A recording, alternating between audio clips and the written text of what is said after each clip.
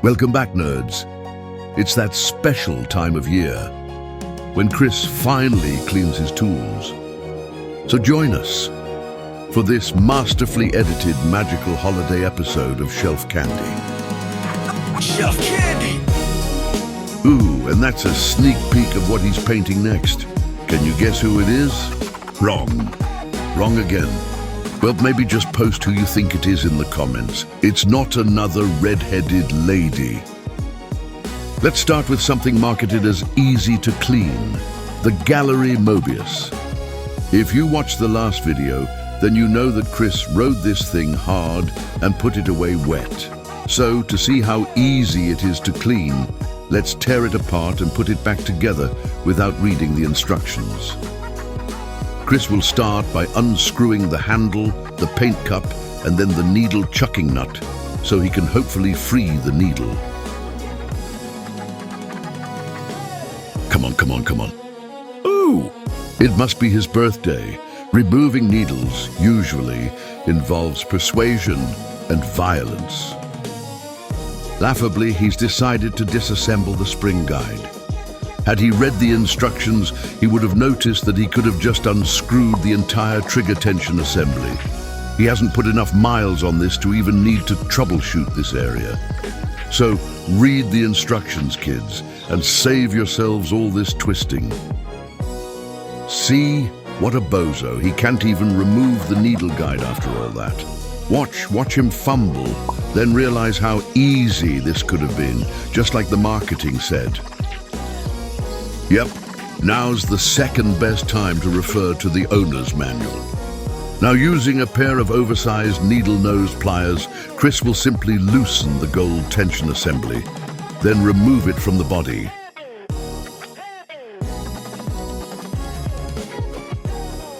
Two twists, you monkey. God. Moving on, simply twist off the nozzle cap so you can get to the nozzle itself. Then grab your gallon can of thinner and a tiny glass jar. Pour about 1/4 cup into the jar, while spilling about another 1/2 cup all over your work surface. Place all the small parts into the jar for a little soak, while you give the body a good scrub down. With your cheap, almost useful airbrush scrubby brush things, dip them in the thinner and scrub the inside of the body. There's lots of little places for paint to accumulate, so you might as well be thorough if you're going to the trouble of cleaning your airbrush at all. Did you know? Recently, Chris's wife took him to a demonic realm full of uninteresting, expensive goods. But upon closer inspection, he noticed these free offerings, clearly for practitioners of our craft who unwittingly stumbled into this cursed realm. So your life hack for the day is, as a form of subterfuge, surprise your lady friend with a trip to one of these purveyors of lies and partake in their offerings to the craft. Now, once you've finished the scrub down of the body, turn your attention to the internal bits. Wipe out any gunk from the needle cap and the nozzle cap. Q-tips work great for this. Then the nozzle itself. This little fucker is going to be the source of 90% of your airbrush frustration, so really get it clean. But it's delicate, so don't get all Glen with it. Now take a paper towel. Chris likes these Kimtech wipes for this. Saturate it in thinner and pinch it around the needle, or glizzy if you want to use its technical name, and just slide the glizzy back and forth while twisting it. Be careful around the tip, and there you go. Now let's reassemble it. Starting with the tension assembly, take the lube that every airbrush comes with and put the tiniest amount where parts interact with each other. There's 2 spots that are the most important. The first is the auxiliary lever on the needle guide, the little rocker thing that sits behind the trigger. Give it a drop. The next spot is the needle itself. Rub a little lube onto the needle before inserting it, then tighten it down with the needle chucking nut. Then you can tune its tension by twisting the spring guide, that silver part that Chris didn't need to remove. Then reattach the nozzle and the nozzle cap. Just insert the nozzle into the cap and twist it onto the airbrush. Be careful not to damage the needle in the process. Then screw on the needle cap. Then all that's left is to reattach the handle and the paint cup. There you go, nerds. Your airbrush is good as new. Perfect. Hey, nerds. Gallery.com Black Friday deals are about to end. Check the links in the description and use this code for a bigger discount. Also, their Amazon Black Friday deals end soon too. So use my code to arm yourself against the Toledo Painters Guild. Now let's move on to the most overworked and abused tool in Chris's arsenal, the Iwata Eclipse. Chris's tenuous relationship with his eclipse is best conveyed through song. This is dedicated to my airbrush.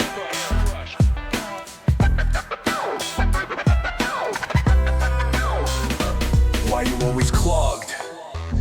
You tried to play me. I clean you so good. How dare you betray me? Break it down. You're always clogged. Can't even remove your needle. Always clogged. I think we should see other people. Okay, I think you get the idea. Same as the Mobius. Chris is just gonna disassemble it. Disassemble! I don't know if you can see this, but, well, that is one nasty-looking nozzle. It's not the nozzle's fault. It has a few years on it, and it belongs to Chris. And Chris has mastered neglecting his tools. But for educational purposes, let's use the Eye of Thundera to see what we're dealing with. Sword of Omens, give me sight beyond sight. Fine, you caught me. It's just a cheap Amazon microscope. That helpful label gave it away, didn't it? That's there so you don't accidentally mistake it for a coffee maker. Oof, that's not good. Chris is gonna have to order a new one of those. But let's take a peek inside. Good God, man. I assure you this isn't footage of the inside of a New York sewer pipe.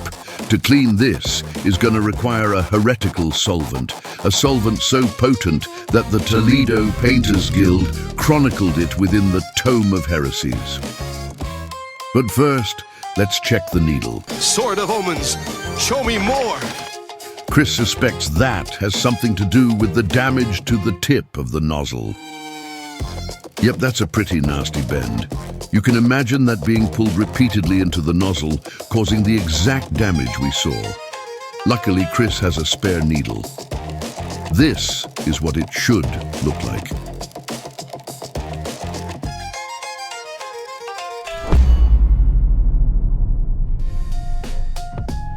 It's heresy time. We must purify this nozzle, cleansing it of all the evil spirits within by baptizing it in acetone. Pour a small amount into a glass jar, ideally one with a festive quilted pattern. Then pour a larger amount all over your work surface. Don't worry, these cans are intentionally designed to spill solvent everywhere. The only thing to worry about is it will immediately and completely destroy anything it touches. So, just keep making these cans the same way you have for a century. There's obviously no room here for improvement or innovation. Anyway, place all the metal parts into the jar. Don't baptize the body of your airbrush. It has rubber gaskets that won't survive the ritual. Chris will show you where they are in case you ever need to diagnose an airflow issue. 2 gaskets live inside the air valve, and Chris does not recommend disassembling this unless you absolutely have to. No disassemble! Start by using tweezers to remove the valve guide. Be careful, there's a spring behind it, and it will launch this critical part into a parallel universe if you're not paying attention. Without it, your airbrush will not operate. Once removed, you can slide out the spring and the air valve. See that tiny gasket? Acetone will devour that. Getting to the other gasket is a pain in the ass. You have to force the guide body out the bottom by applying pressure from the top through the trigger slot. Once it's free, you can see the other gasket. Acetone will devour that too. If you're enjoying this video, I invite you to firmly press that like button. And in the more likely case that you are not enjoying this video, then I present to you this opportunity to retaliate. You can really stick it to Chris by sharing this video with your friends. Teach him a lesson. There's also some new feature called Hype that apparently is good for boosting small channels. Go ahead and figure out what that is and do it, I guess. While you're doing that, we're gonna take this thinner and... Commands to juggling, huh? That's right, we're gonna fill this ultrasonic cleaner with thinner and let it do all the work, because... Everybody likes to jiggle, right? No. We'll just let that cook for a few minutes while we check in and make sure you were able to like and share this video with no problems. Did y'all figure out what Hype is yet?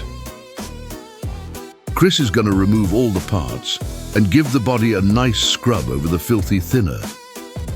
Then he will dispose of that in Glenn's yard before adding fresh thinner and giving it one more run through the cleaner. Fuck you, Glenn.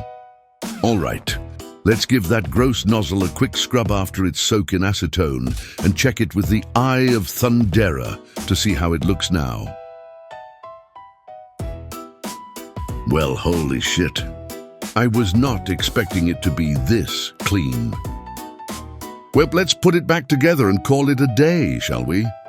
Remember, lube that little rocker thing and the glizzy. Then you can slide the tension assembly back in. Oh, here's an important thing to remember.